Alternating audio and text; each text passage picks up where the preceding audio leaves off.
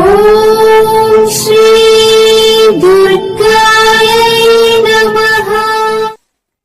Hi friends, ఎలా ఉన్నారు friends? Vishnu పురాణం ప్రకారం ఉదయం పూట శృంగారం చేయకూడదు. ఎందుకు చేయకూడదు అదే తెలుసుకుందాం ఫ్రెండ్స్. మీరు కానీ ఫస్ట్ టైం నా ఛానల్ విజిట్ చేస్తే వీడియోని లైక్ చేయండి, షేర్ చేయండి, తప్పకుండా నా ఛానల్ని సబ్స్క్రైబ్ చేయండి. సబ్స్క్రైబ్ చేసుకున్నారు ఆ బెల్ ఐకాన్ క్లిక్ చేయండి. Thank you for watching.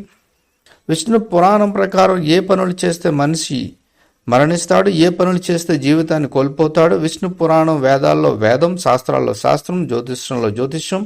ఇలాగా విష్ణు పురాణం సకల లోక విషయాలే కాక సకల లోక మనోరంజకం కూడా చెప్తుంది.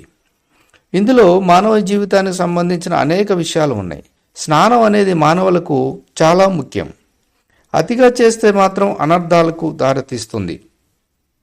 అలాగే నిద్ర తక్కువైనా లేదా ఎక్కువైనా ప్రమాదమే. దీనివల్ల అనేక సమస్యలు తలెత్తే ఆస్కారం ఉంది.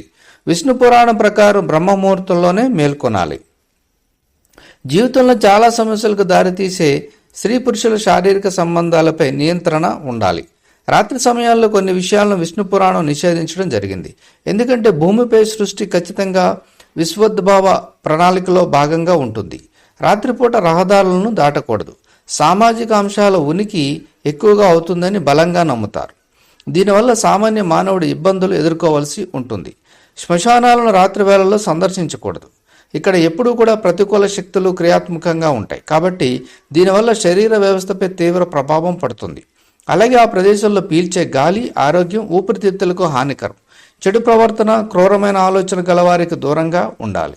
ఇలాంటి వారు రాత్రి వేళల్లో తమ కార్యకలాపాలను సాగిస్తారు. పెరుగు ఆరోగ్యకరమైన ఆహారంగా లెక్కించబడుతుంది. అయితే పెరుగును రాత్రిపూట తీసుకోవడం వల్ల అనేక వ్యాధులు వస్తాయి. నిల్వ ఉంచిన మాంసంలో అనేక రకాల బ్యాక్టీరియా వృద్ధి చెందుతుంది. అటువంటి పరిస్థితుల్లో మీరు దీన్ని తింటే బ్యాక్టీరియా మీ కడుపులోకి చేరుతుంది. ఉదయం బ్రహ్మముహూర్తంలో స్వచ్ఛమైన గాలి ఎక్కువగా ఉంటుంది. కాబట్టి ఉదయం పూట లేవని వారు తమ జీవితాన్ని తగ్గించుకుంటారు.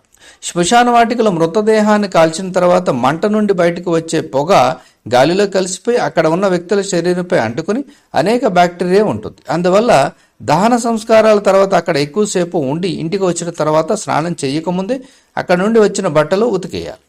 ఆ తర్వాతే స్నానం చేయాలి. ఉదయ సమయంలో శృంగారం చేయటం లేదా అధిక లైంగిక సంపర్కం పురుషుల జీవితాన్ని తగ్గిస్తుంది. ఇది కాకుండా ఉదయాన్నే సంబంధాన్ని ఏర్పరచుకోవడం కూడా శరీరాన్ని బలహీనపరుస్తుంది. అందువల్ల మీ శరీరం వ్యాధులతో పోరాడే శక్తిని కోల్పోయే సమయం వస్తుంది.